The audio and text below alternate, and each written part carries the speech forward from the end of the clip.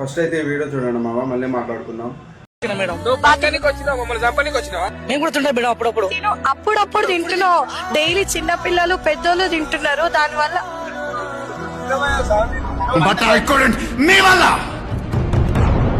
మీరు ఇప్పుడు అడిగింది కరెక్ట్ అక్క. మరి రోడ్ల పక్కల బండ్లు పెట్టుకొని అమ్ముతున్నారు, మరి వాళ్ళ పరిస్థితి ఏంది?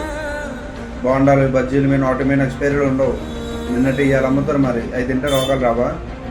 పానీపూరి బండ్లు ఉన్నాయి, వాటి మీద ఎక్స్పైరీ ఉండదు. ఏం చేయాలి మరి? పక్కన మిక్చర్ షాపులని బండ్లు పెట్టి అమ్ముతారు రోడ్డు పక్కల, వాళ్ళకి ఎక్స్పైరీ ఉండవు. వాళ్ళ కాడికి వెళ్ళండి. సైడ్స్ ఫ్రూట్స్ కూడా పెట్టి అమ్ముతారు రోడ్డు పక్కల, వాళ్ళకి ఎక్స్పైరీ ఉండవు. వాళ్ళు ఏం చేయాలి? అంతెందుకు అక్క, మనం తినే ఫ్రూట్స్ కూడా వారం కిందటి 10 రోజుల కిందటి తెచ్చి అమ్ముతున్నారు అక్క. రోగాలు రావా? మరి ఎక్స్పైరీ ఉండవు కదా వాటి మీద చేయండి అక్క. ఇవన్నీ చూడలేక వాళ్ళ ఫ్యామిలీ సూసైడ్ చేసుకుంటారు అక్క. ఎవరు రెస్పాన్సిబిలిటీ? మైకిల్ తీసుకెళ్ళి పెద్ద పెద్ద హోటల్లో పెద్ద పెద్ద బేకరీలో క్వశ్చన్ చేయగలుగుతారా మీరు? లేచి కాఫీ టీ అని తాగుతారు కదా, అవి కూడా కల్తీనే ఉన్నాయి. ఏం చేయాలి మరి? చూసుకుంటే అన్నీ కల్తీనే అక్క. అతను ఏదో పవన్ పట్టుకూడు కోసం వచ్చాడు, అతన్ని పట్టుకొని అలా చేయడం తప్పు. మీ ఒపీనియన్ ఏందో కామెంట్ చేయండి మామ.